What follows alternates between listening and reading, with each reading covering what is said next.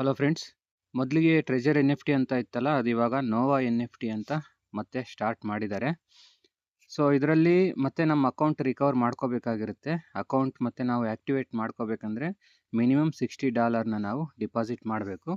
So ಒಂದ್ಸರಿ $60 deposit ಆದ್ರ ಮೇಲೆ ಇಲ್ಲಿ ನಿಮ್ಮ ಒಂದು ವ್ಯಾಲೆಟ್ ಬ್ಯಾಲೆನ್ಸಲ್ಲಿ ಅದು ಶೋ ಆಗುತ್ತೆ. ಆಮೇಲೆ ಡೈಲಿ ನೀವು ಮೊದಲಿಗೆ ರಿಸರ್ವ್ ಎಲ್ಲ ಮಾಡ್ತಿದ್ರಲ್ಲ, ಸೊ ಅದೇ ಥರ ರಿಸರ್ವ್ ಟಾಸ್ಕ್ನ ಮಾಡಿ ನೀವು ಮತ್ತೆ ಅರ್ನಿಂಗ್ನ ಸ್ಟಾರ್ಟ್ ಮಾಡ್ಬೋದು.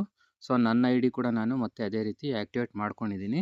ಲಾಕ್ಡ್ ಬ್ಯಾಲೆನ್ಸ್ ಏನಿದೆಯಲ್ಲ, ಈ ಲಾಕ್ಡ್ ಬ್ಯಾಲೆನ್ಸಲ್ಲಿ ನಿಮಗೆ 1000ಕ್ಕಿಂತ ಒಳಗಡೆ ಏನಾದ್ರು ಇದ್ದರೆ ನಿಮ್ಮ ಅಸೆಟ್ ಪ್ರೀವಿಯಸ್ ಇದರಲ್ಲಿ $60 ಒಂದು ಡಿಪಾಸಿಟ್ ಮಾಡಿದ್ರೆ ಸಾಕಾಗುತ್ತೆ. ಸಪೋಸ್ ನೀವು 1000ಕ್ಕಿಂತ ಜಾಸ್ತಿ ಇಲ್ಲ 1000ವರೆಗೂ ಏನಾದರೂ ಬ್ಯಾಲೆನ್ಸ್ ಇತ್ತಂದರೆ ಅಸೆಟ್ಟಲ್ಲಿ, ನೀವು ಹಾಕಿರೋ ಒಂದು $60 ಏನಿದೆಯಲ್ಲ ಮತ್ತೆ ಆ್ಯಕ್ಟಿವೇಟ್ ಮಾಡೋದಕ್ಕೆ ಯೂಸ್ ಆಗುತ್ತೆ. ಅಂದರೆ ಇಲ್ಲಿ ನಿಮಗೆ ಲಾಕ್ಡ್ ಸೇವಿಂಗ್ಸ್ ಅಂತ ತೋರಿಸುತ್ತೆ ನೋಡಿ.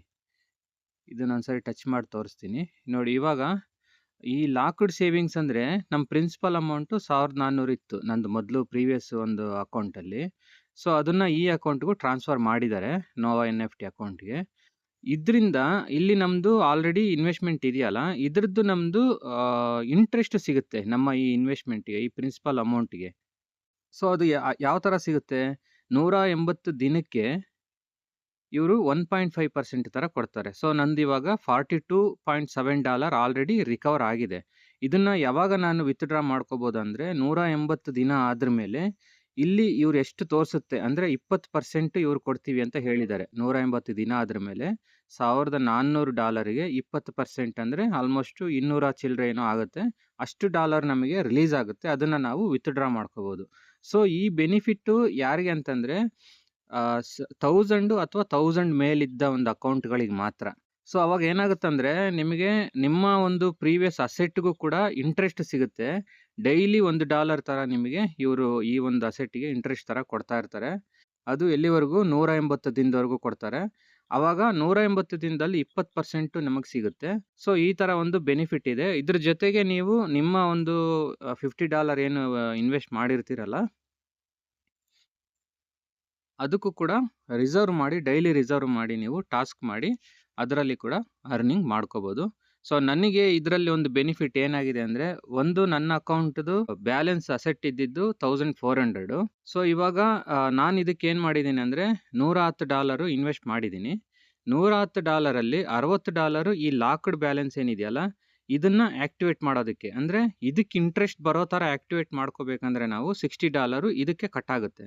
ಸೊ ಉಳಿದಿರೋ $50 ನನಗೆ ಇದರಲ್ಲಿ ಬಂದಿತ್ತು, ವ್ಯಾಲೆಟಲ್ಲಿ ಬಂದಿತ್ತು. ಸೊ ಅದಕ್ಕೆ ಇವಾಗ ನಾನು ರಿಸರ್ವೇಷನ್ನು ಬರ್ತಾ ಇದೆ. ಸೊ ಆವಾಗ ನನಗೆ ಇಲ್ಲಿ ರಿಸರ್ವೇಷನ್ ಟಾಸ್ಕಿಂದನೂ ಪ್ರಾಫಿಟ್ ಬರುತ್ತೆ, ಅರ್ನಿಂಗ್ ಬರುತ್ತೆ. ಈ ಲಾಕ್ಡ್ ಬ್ಯಾಲೆನ್ಸಿಂದನೂ ಡೈಲಿ ನನಗೆ 1.5% ಆ ಥರ ಬರುತ್ತೆ. ಸೊ ಇದರಿಂದ ನಮಗೆ ಬೇಗ ಒಂದು ಅಕೌಂಟು ಗ್ರೋ ಆಗುತ್ತೆ. ಸೊ ನನ್ನ ಕೆಳಗಡೆ ಯಾರ್ಯಾರಿದ್ದರೆ ಅವರು ಕೂಡ ದಯವಿಟ್ಟು ಅಕೌಂಟ್ನ ಆ್ಯಕ್ಟಿವೇಟ್ ಮಾಡ್ಕೊಳ್ಳಿ. ಸದ್ಯಕ್ಕೆ ಸಿಸ್ಟಮ್ ತುಂಬ ಚೆನ್ನಾಗಿದೆ, ಮತ್ತು ಹೊಸ ಹೊಸ ಐ ಡಿಗಳೆಲ್ಲ ಕ್ರಿಯೇಟ್ ಆಗ್ತಿದ್ದಾವೆ, ತುಂಬ ಡಿಪಾಸಿಟ್ ಆಗ್ತಾ ಇದೆ. ವಿತ್ಡ್ರಾವಲ್ ಕೂಡ ಯಾವುದೇ ರೀತಿ ಪ್ರಾಬ್ಲಮ್ ಆಗದೆ ಕಂಟಿನ್ಯೂಸ್ ಆಗಿ ಕೊಡ್ತಾ ಇದ್ದಾರೆ. ಸೊ ಯಾರ್ಯಾರು ಇಂಟ್ರೆಸ್ಟ್ ಇದ್ದೀರಾ ಅವ್ರು ಮತ್ತೆ ಆ್ಯಕ್ಟಿವೇಟ್ ಮಾಡ್ಕೊಳ್ಳಿ.